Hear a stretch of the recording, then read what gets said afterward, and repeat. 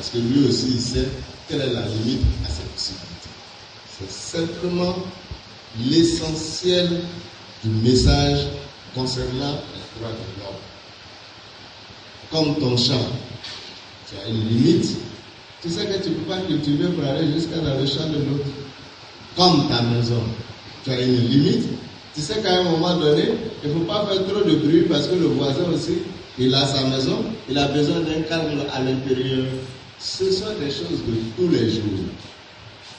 Il nous suffit d'y penser. C'est l'essentiel de la caravane. Le fait d'être dans une ville, en groupe, avec mes collaborateurs, pour faire des projections, pour faire des formations, notre ambition, c'est d'éveiller les consciences. C'est de secouer ce qui est déjà en nous.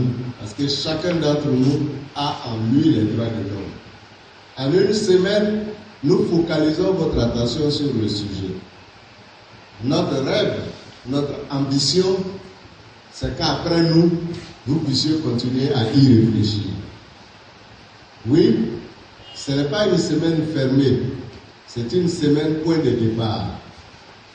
Pendant une semaine, nous sommes à vos côtés pour qu'ensemble, nous mémorisons, qu'ensemble, nous nous préoccupions des droits de l'homme.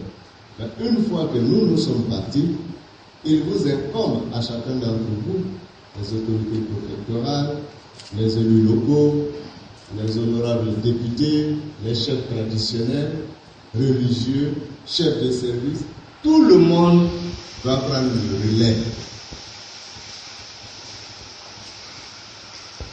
Dire bonjour à quelqu'un, c'est respecter son droit. Il peut vous répondre comme ne pas vous répondre. Mais vous devez lui dire bonjour quand même. Parce que son droit aussi, c'est de ne pas vous répondre. Mais votre devoir aussi, c'est de le saluer. Donc les droits, c'est à la fois des devoirs, c'est à la fois des bénéfices. Quand on connaît la différence entre les deux, on est plus à l'aise. C'est pourquoi je voudrais vous inviter, les femmes, les jeunes, ceux du corps de la sécurité et de la défense, à assister et suivre les formations que mes collaborateurs vont donner. Ces formations-là, ce sont juste des outils pour vous permettre de mieux vous orienter dans les questions des droits de l'homme.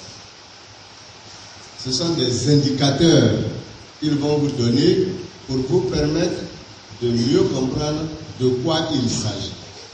Mais je voudrais vous dire que vous ne venez rien apprendre de nouveau, vous connaissez.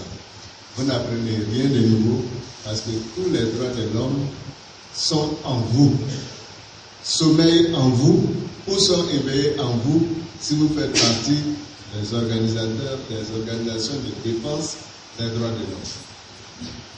Dans nos maisons, vis-à-vis de nos enfants, vis-à-vis de nos épouses, vis-à-vis de nos voisins, respectons les droits de l'homme. C'est la quintessence du message que je voulais porter. Et c'est pourquoi je me suis dit qu'il ne fallait pas faire un discours, qu'il fallait que je parle. Si faire un discours et parler, ce n'est pas la même chose. Voilà. Un discours, c'est académique. On prend la parole, on cite des choses et puis on tourne le dos. Mais à la maison, on ne fait pas de discours. On se parle. Et je voulais vous parler en termes simples, en termes clairs, pour que vous compreniez bien de quoi il s'agit et que vous vous engagez totalement dans la défense des droits de l'homme. C'est la condition de l'émergence que nous souhaitons pour notre pays. C'est la condition de la vie pacifique en société. C'est la condition du bien-être individuel. Voilà, très sommairement, chers parents, je sais que on n'est pas très loin de l'heure de la pause, pour vous permettre donc de poser le maximum de questions sur tous les sujets, sans réserve. Si j'ai l'information, je vous donne. Si je n'ai pas l'information, je vous promets d'aller la chercher et de revenir une autre fois vous la donner. Car être à Perkese-Dougourou est un plaisir. Je vous remercie.